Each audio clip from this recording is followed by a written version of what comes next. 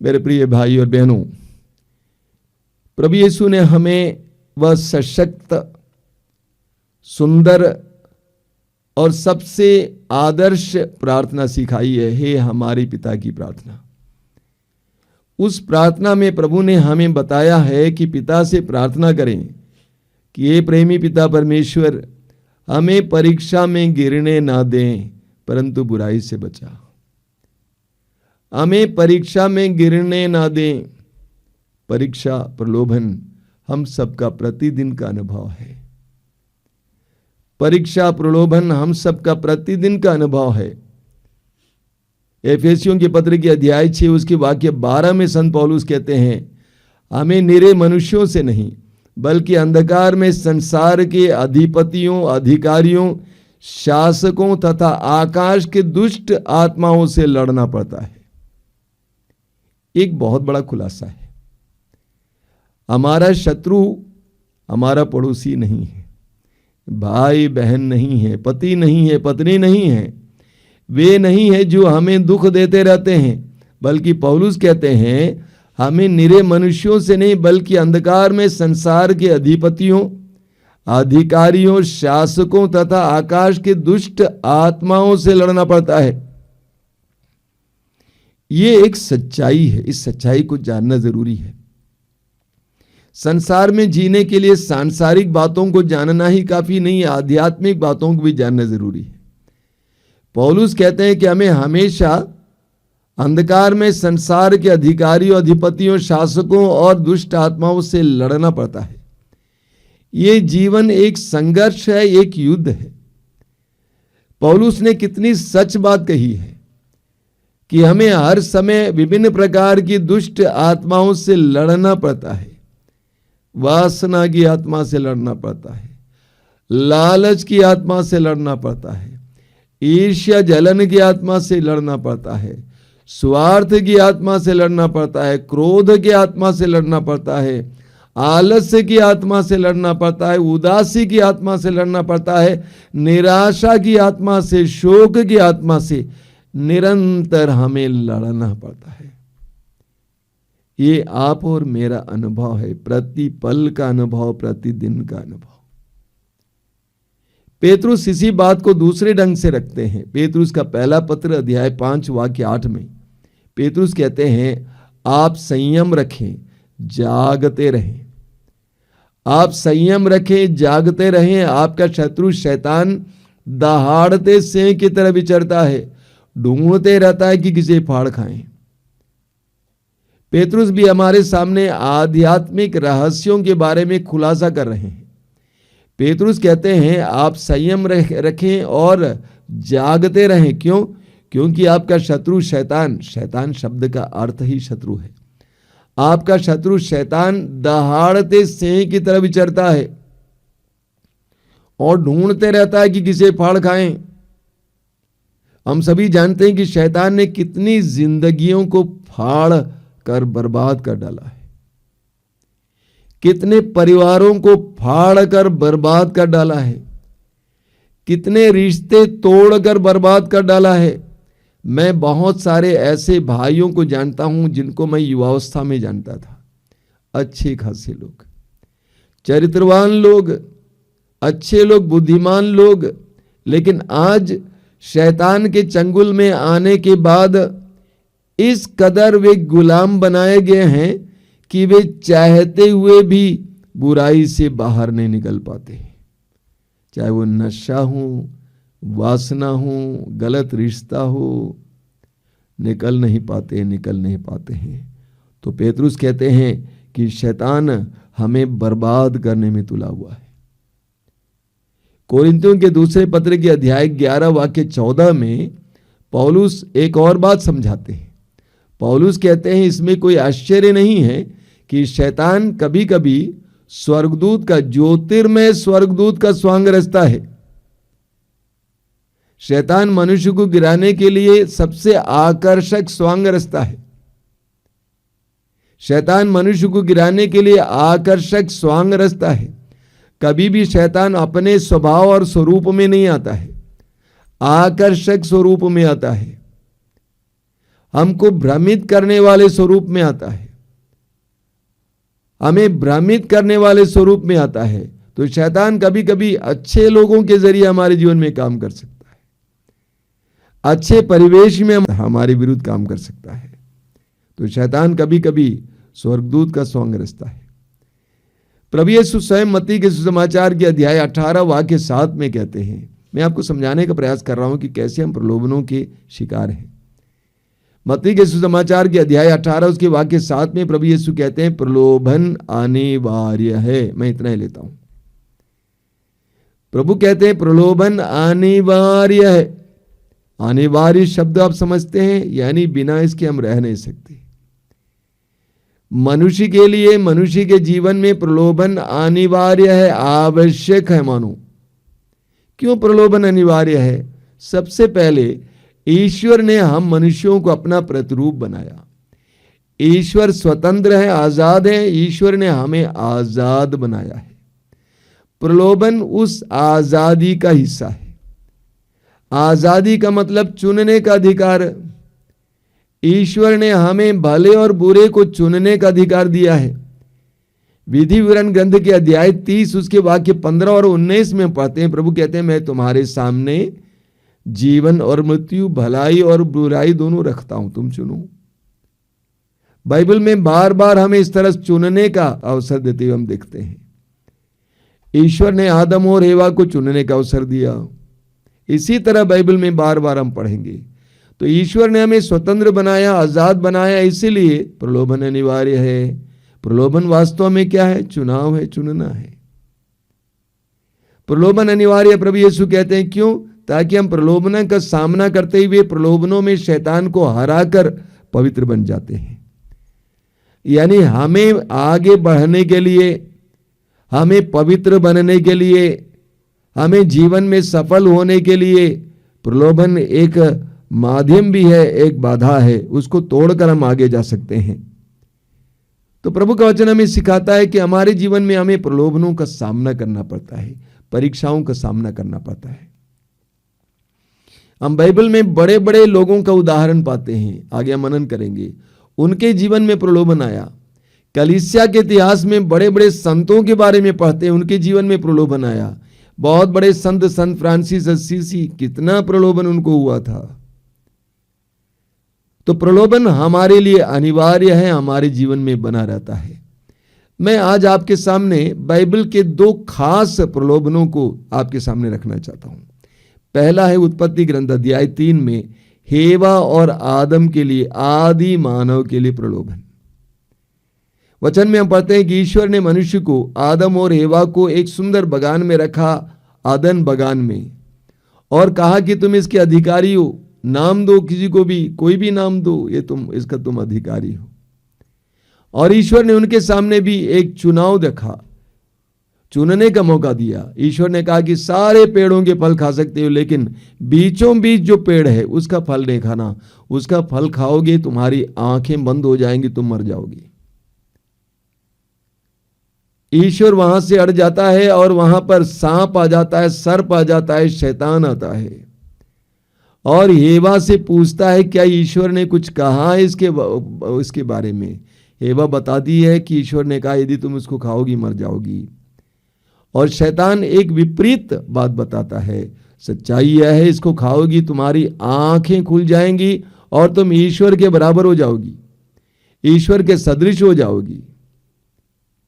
शैतान ने हेवा से कहा यदि तुम इस फल को खाओगी तो तुम्हारी आंखें बंद नहीं होंगी, बल्कि तुम्हारी आंखें खुल जाएंगी और तुम ईश्वर के सदृश हो जाओगी। शैतान ने हेवा से जो कहा बहुत ही आकर्षक बात थी, तर्कपूर्ण बात। अंग्रेजी में एक सुंदर गीत है, open my eyes O Lord, मेरी आंखों को खोल दे प्रभु। सुंदर गीत है, हम लोग बराबर गाते भी हैं, बोलते भी हैं, प्रभु मेरी आंखों को खोलिए, मेरे नयनों को खोलिए। हिंदी में हम लोग वो गीत गाते हैं, मेरे दिल में बसने वाले प्रभु मुझे तेरे जैसा बना दे। तो शैतान ने जो कहा हेवा को, बिल्कुल तर्कपूर्ण बात थी। हेवा को बहुत अच्छी लगी, क्योंकि शैतान ने कोई गलत बात नहीं कहा। शैतान ने कहा कि अगर तुम इसको खाओगी तुम्हारी आंखें खुल जाएंगी और तुम ईश्वर के सदृश हो जाओगी। कितनी अच्छी बात है। मैं एक बात आपके सामने रखना चाहता हूं, प्रलोभन अक्सर तर्कपूर्ण होता है, लॉजिकल होता है। शैतान हमारे सामने कोई उटपटांग बात नहीं लाता है, तर्कपूर्ण बात लाता है। आंखें खुलना अच्छी बात है, ईश्वर के सदृश होना अच्छी बात है, हमें ईश्वर के सदृश होना चाहिए, बनना चाहिए, उनकी तरह बनना चाहिए, अच्छी बात है। तो प्रलोभन अक्सर इस तरह तर्कपूर्ण रहता है। यही कारण है कि आधुनिक इंसान आसानी से गिर जाता है। आधुनिक इंसान को तर्क चाहिए। एक छोटा उदाहरण लीजिए, एक छोटा सा बच्चा है, उसको बताया जाए ऐसा नहीं करना, तो बच्चा क्या जवाब देगा? बच्चा पूछेगा क्यों। हर जगह आधुनिक इंसान क्यों रखता है, क्या कारण है। हमारे बाप दादा ये नहीं सोचते थे, वे तर्कपूर्ण नहीं थे, वे कहते थे अच्छा नहीं है, ये प्रभु की दृष्टि में बुरा है, ऐसा नहीं करना चाहिए, बस क्योंकि लिए दूसरा कोई जवाब नहीं है। तो आधुनिक इंसान तर्क के अनुसार जाता है, इसलिए आसानी से शैतान के पंजे में आ जाता है। वो शैतान के उस तंत्र में आ जाता है, उस फंदे में आ जाता है, क्योंकि तर्क के अनुसार वो आगे बढ़ता है। तो सबसे पहली बात यह है कि शैतान जो भी प्रलोभन लाता है वो तर्कपूर्ण बात को लेकर आता है। मैं यहां पर उदाहरण नहीं देना चाहता हूं, बहुत सारे उदाहरण आप अपने जीवन से देख सकते हैं। आपको लगा कि अच्छा है, ऐसी बात शैतान आपके सामने लाएगा ताकि आप आराम से गिर जाएं। दूसरी बात, शैतान ने हेवा के विश्वास पर प्रहार किया, उसकी बुद्धि पर प्रहार किया, उसके दिमाग पर प्रहार किया, क्योंकि शैतान जानता था ये जो सोचेगी वही करेगी। इसीलिए शैतान ने उसकी बुद्धि पर प्रहार किया, उसके विश्वास पर प्रहार किया। तीसरी बात, शैतान ने उसके मन में संदेह डाला। शैतान यही करता है, संदेह डाला, ईश्वर पर संदेह, ईश्वर के प्रेम पर संदेह। क्या ईश्वर ने हमें प्रेम किया है? वास्तव में प्रेम करता? अगर प्रेम करता तो ये बात क्यों बोलता? ईश्वर के प्रेम पर संदेह, ईश्वर की आज्ञा पर संदेह, आदेश पर, क्या ये आज्ञा सही है गलत है? ईश्वर के वचन पर संदेह, प्रभु ने जो कहा क्या वो वचन भरोसामंद है? तो शैतान ने उसके मन में एक संदेह डाला। याद है आपको मत्ती अध्याय 14 में पेतरुस ने संदेह किया और वो डूबा। तो हेवा और आदम ने संदेह किया ईश्वर पर, ईश्वर की वाणी पर, ईश्वर के आदेश पर। शैतान ही आज भी करता है, हमारे मन में शैतान संदेह डालता है, सही ना, संदेह डालता है ईश्वर पर, ईश्वर की बातों पर, ईश्वर के वचन पर, ईश्वर के आदेश पर संदेह डालता है। तीसरी बात, शैतान ने आदम और हेवा के मन में लालच का बीज डाला। तुम्हारी आंखें खुल जाएंगी, ईश्वर के सदृश हो जाओगे। लालच का बीज बोया और लालच बढ़कर उनके लिए विनाश का कारण बना। आगे शैतान ने उनके मन को भ्रमित कर दिया। आदम और हेवा भ्रमित हो गए, उनके समझ में नहीं आ रहा था क्या सही है क्या गलत है। वास्तव में शैतान आधुनिक इंसान के साथ भी यही करता है, आप और मेरे साथ भी यही करता है, हमें भ्रमित कर देता है। इसीलिए हमें प्रलोभन में समझने की आवश्यकता है, हम तर्क के साथ नहीं जा सकते। शैतान हमें भ्रमित करता है। अब देखिए, हेवा ने शैतान के वश में आने के बाद, फिर प्रलोभन में पड़ने के बाद, फिर उस फल को देखा और वचन में लिखा हुआ है उसको बहुत सुंदर दिखाई देने लगा, स्वादिष्ट दिखाई देने लगा। उसने सोचा इसको खाऊंगा तो कितना स्वादिष्ट होगा, इसको खाऊंगा तो मेरी बुद्धि कितनी खुलेगी, मेरे अंदर कितना ज्ञान आएगा। वही फल जो आज तक, अभी तक उसके लिए डर का कारण था, उसकी ओर देखने तक को वो सोचती नहीं थी, अब प्रलोभन में गिरने के बाद वह सुंदर दिखने लगता है, स्वादिष्ट दिखने लगता है। प्रलोभन में गिरने के बाद मनुष्य अंधा हो जाता है, मनुष्य अंधा हो जाता है। वो समझ नहीं पाता है कि मैं क्या कर रहा हूं। वो सोचता है कोई नहीं देखता है, कोई नहीं जानता है, लेकिन सच्चाई यह है कि सभी जानते हैं, लेकिन वो स्वयं अंधा बन जाता है। और हम जानते हैं कि आदम और हेवा शैतान के वश में पड़ जाते हैं और वे पाप के शिकार बनते हैं। दूसरा प्रलोभन है प्रभु यीशु का प्रलोभन। लूकस के सुसमाचार के अध्याय 4 में हमें इसके बारे में पढ़ने को मिलता है। सबसे पहली बात यह है, प्रभु यीशु कितनी बार प्रभु यीशु को प्रलोभन हुआ था? कुछ लोग कहते हैं 3 बार, बिल्कुल नहीं। सुसमाचार में बताता है कि वो 40 दिन उनको प्रलोभनों से गुजरना पड़ा। अलग अलग प्रकार के प्रलोभन उसके सामने रखे जा रहे थे, लेकिन 40 दिन और 40 रात के उपवास और प्रार्थना के बाद जब वो आध्यात्मिक रूप से पुष्ट हो गए, पवित्र आत्मा से भर गए, उस समय शैतान प्रभु के सामने 3 खास प्रलोभन लाता है। सबसे पहली बात जो हमें जानना और मनन करने की आवश्यकता हुई है कि प्रभु यीशु के सामने शैतान ने यह खास प्रलोभन उस समय लाया जब यीशु आध्यात्मिक रूप से पुष्ट हो गए थे, आध्यात्मिकता की पराकाष्ठा में थे, ऊंचाई पर थे। शैतान यही करता है। जब हम लोग आध्यात्मिक रूप से अच्छे होंगे, परिवार में सब कुछ अच्छा होगा, उसी समय शैतान मारेगा। जब हम लोग ऊंचाई पे हैं, उस समय शैतान मारेगा ताकि हम गिरेंगे तो हमारी हड्डियां टूट जाएंगी। यही शैतान करता है। तो पहली बात यह है कि जब प्रभु यीशु अपने आध्यात्मिक अनुभव की चोटी पर थे, उस समय शैतान ये 3 बड़े प्रलोभन उनके सामने लाता है।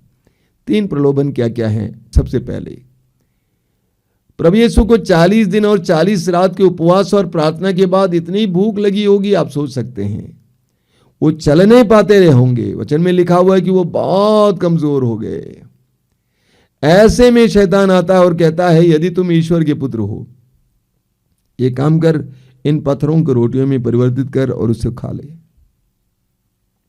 प्रलोभन क्या है? सबसे पहली बात, शैतान कह रहा है कि तुम्हारे अंदर शक्ति है, सामर्थ्य है, तुम ईश्वर के पुत्र हो। 40 दिन और 40 रात के उपवास और प्रार्थना के द्वारा तुम्हारे अंदर आध्यात्मिक ताकत आई है और उस ताकत को अपने लिए इस्तेमाल कर रोटी बनाओ और खा जाओ। पूरे सुसमाचारों में हम पढ़ते हैं कि प्रभु यीशु ने बहुत सारे चमत्कार और चिन्ह प्रकट किया, लेकिन एक भी चमत्कार या चिन्ह प्रभु ने अपने लिए प्रकट नहीं किया। यानी शैतान की प्रेरणा यह थी, शैतान उकसा रहा था कि ईश्वर के द्वारा दिया गया यह सामर्थ्य, ईश्वर से प्राप्त यह अधिकार, यह शक्ति अपने लिए इस्तेमाल करो। प्रभु ने इनकार किया। आज हमें देखने को मिलता है समाज से प्राप्त ताकत, शक्ति, अधिकार, पद को कैसे दुरुपयोग किया जाता है। हर स्तर पे, राजनीति के स्तर पे, धर्म के स्तर पे, हर स्तर पर उनको प्राप्त अधिकार और पद का और शक्ति का कैसे दुरुपयोग किया जाता है। यहां तक कि दूसरों को कष्ट देने के लिए दुरुपयोग किया जाता है। ऐसे में प्रभु यीशु का प्रलोभन हमारे लिए एक सुंदर उदाहरण है। प्रभु ने इनकार किया। दूसरा है कि शैतान ने कहा कि इन पत्थरों को रोटी बना दो और खा जाओ। तो प्रभु यीशु ने क्या कहा? मनुष्य केवल रोटी से नहीं जीता, बल्कि परमेश्वर के मुख से निकलने वाले हर एक वचन से। यानी प्रलोभन क्या था? सिर्फ रोटी से जीने के लिए प्रलोभन। आधुनिक इंसान का ये मैं सोचता हूं सबसे बड़ा प्रलोभन है। भोजन पर ही जोर है, शरीर पर ही जोर है, शारीरिक सुंदरता, शारीरिक पुष्टता, शारीरिक स्वास्थ्य, लेकिन अन्य बातों का ख्याल नहीं किया जाता है। शरीर को बनाना, शरीर को यानी अंग्रेजी में कहा जाता है बॉडी सेंटर्ड लाइफ, शरीर केंद्रित जीवन। प्रभु यीशु ने कहा कि मनुष्य केवल रोटी से नहीं जीता, बल्कि परमेश्वर के मुख से निकलने वाले हर एक वचन से जीता है। अगला प्रलोभन क्या था? प्रभु यीशु को यरूशलेम मंदिर की चोटी तक ले जाता है शैतान और कहता है कि कूदो, अगर तुम ईश्वर के पुत्र हो तो कूदो, तुम गिरोगे और तुम्हें कुछ नहीं होगा, क्योंकि लिखा हुआ है कि तुम्हारे दूत तुम्हारी रक्षा करेंगे। कूदो, सभी लोग देखेंगे और तुम्हें कुछ नहीं होगा, तुम खड़े हो जाओगे एक जादूगर की तरह, संसार के सामने तुम मसीहा बन के दिखाओगे। प्रभु ने कहा ना, अपने प्रभु की परीक्षा नहीं लेना। कई लोग अपने जीवन में प्रभु की परीक्षा लेते हैं।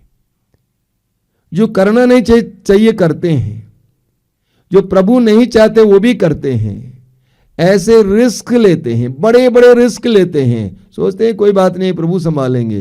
नहीं, जो प्रभु नहीं चाहते हैं रिस्क लेते हैं और प्रभु को परीक्षा में डालने का प्रयास करते हैं।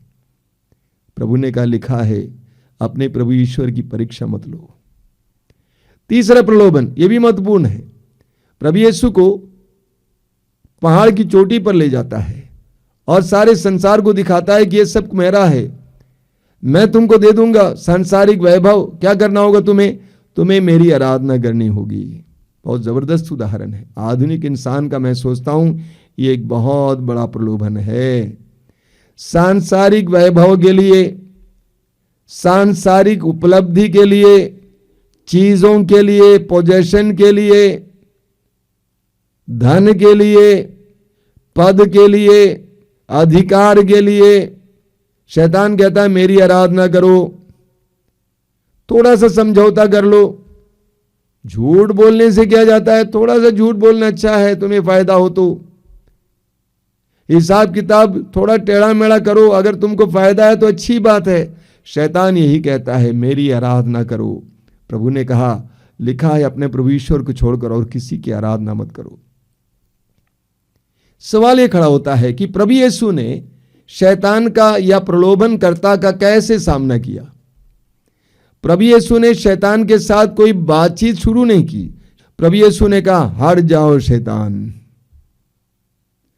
हट जाओ शैतान। हम मनुष्यों को प्रभु यीशु से सीखने की आवश्यकता है।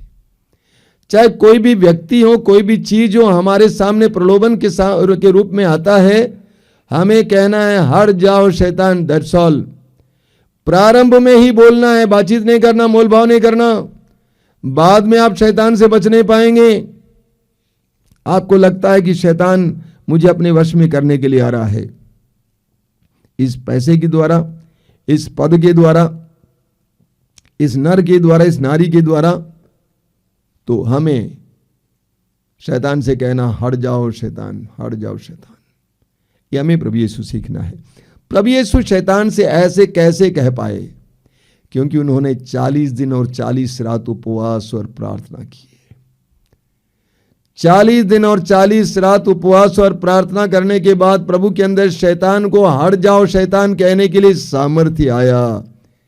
मार्कुस के सुसमाचार के अध्याय 9 में हम पढ़ते हैं कि प्रभु यीशु के शिष्यों के पास एक व्यक्ति ने अपने पुत्र को ले आया और उसका पुत्र अबदूत ग्रस्त था और आग में, जल में गिर जाता था। शिष्यों ने उसको, अबदूत को हटाने के लिए प्रयास किया लेकिन हटा नहीं पाया। अंत में वह यीशु के पास लेके आता है और यीशु ने अबदूत को हटाया। उसके बाद शिष्यों के साथ प्रभु यीशु घर पे थे। शिष्यों ने प्रभु से पूछा कि प्रभु हम क्यों नहीं हटा पाए। मार्कुस अध्याय 9 वाक्य 29 में आप पढ़ेंगे, प्रभु ने कहा ये जाति सिवाय उपवास और प्रार्थना के नहीं हटाई जा सकती है। बिना उपवास और प्रार्थना के ये जाति नहीं हटाई जा सकती है। प्रभु यीशु ने शैतान को हटाया, मना किया, हटाया, क्योंकि उनके अंदर उपवास और प्रार्थना के द्वारा शक्ति थी। उपवास और प्रार्थना के द्वारा शक्ति थी। इसीलिए प्रभु यीशु कहते हैं कि प्रार्थना करो, प्रार्थना करो। देखिए, एक बात को जानना जरूरी है, इस संसार में कोई भी जगह ऐसी नहीं है जहां पर शैतान का प्रभाव नहीं होता है। इस संसार में कोई भी व्यक्ति ऐसा नहीं है जो शैतान के प्रभाव में नहीं आ सकता है। वचन में आप पढ़ेंगे बड़े बड़े लोग शैतान के वश में आ गए। इस्राएल का राजा साउल, जिसको प्रभु ने नियुक्त किया था, सामुएल के द्वारा अभिषिक्त किया था, उसने प्रभु की आज्ञा का उल्लंघन किया। प्रभु के हृदय के अनुसार चुना गया अभिषिक्त राजा दाऊद, जो 40 साल तक इस्राएल पर शासन किया, वह गिर गया। एक नारी को नहाते हुए देखकर वो गिर गया। सुलेमान, जिसके बारे में बाइबल में कहा गया कि प्रज्ञापूर्ण राजा, संसार के सबसे प्रज्ञापूर्ण राजा, वो भी गिर गया। सैमसन के बारे में हम पढ़ते हैं न्यायकर्ताओं के ग्रंथ के अध्याय 15, 16 इत्यादि में। सैमसन के अंदर पवित्र आत्मा का विशेष सामर्थ्य था, वो भी गिर गया। अगर इतने बड़े बड़े प्रभु के चुने हुए लोग गिर गए तो आप और मेरी क्या दशा होगी। इसीलिए प्रभु ने कहा प्रार्थना करो हमें परीक्षा में न डाल। इसीलिए प्रभु ने कहा मार्कुस अध्याय 14 वाक्य 38 में, जागते रहो और प्रार्थना करते रहो जिससे तुम परीक्षा में न पड़ जाओ, क्योंकि तुम्हारी आत्मा तो तत्पर है लेकिन शरीर दुर्बल है। जागते रहो और प्रार्थना करते रहो। मेरे प्रिय भाई और बहनों, प्रलोभन हर मनुष्य का अनुभव है, लेकिन प्रलोभन में ना गिरने के लिए हमें प्रार्थना करने की जरूरत है। व्यक्तिगत रूप से प्रार्थना करने की जरूरत है। व्यक्तिगत रूप से प्रार्थना करने की जरूरत है, क्योंकि प्रार्थना ही शैतान को हराने का एकमात्र शस्त्र है। व्यक्तिगत रूप से प्रार्थना करने की जरूरत है कि प्रभु मुझे परीक्षा में गिरने ना दे, मुझे परीक्षा में गिरने ना दे। हमें पारिवारिक रूप से भी प्रार्थना करने की जरूरत है। पति काफी दूर काम के लिए गया हुआ है, पत्नी की जिम्मेदारी है बच्चों के साथ, उनके लिए प्रार्थना करना, प्रभु जमाना खराब है, माहौल खराब है, मेरे पति को, हमारे पिता को हर तरह की बुराई से बचाए रखना, प्रलोभन में गिरने नहीं देना। बेटा या बेटी दूर पढ़ने के लिए गए हैं, माहौल बहुत खराब है, कई बार मैं आपको बोल चुका हूं, बहुत खराब है, हर प्रकार की बुराई का तूफान चल रहा है। ऐसे में खड़ा रहना, सुरक्षित रहना बहुत कठिन है।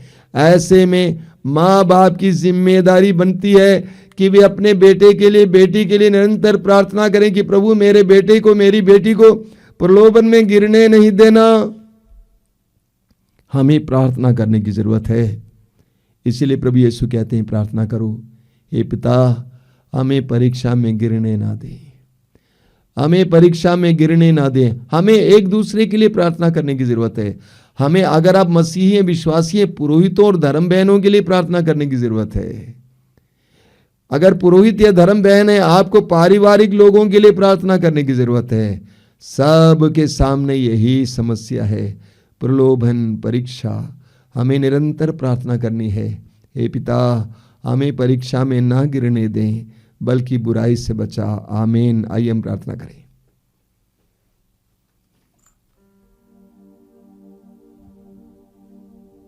प्रभु यीशु धन्यवाद देते हैं तेरी महान प्रार्थना के लिए।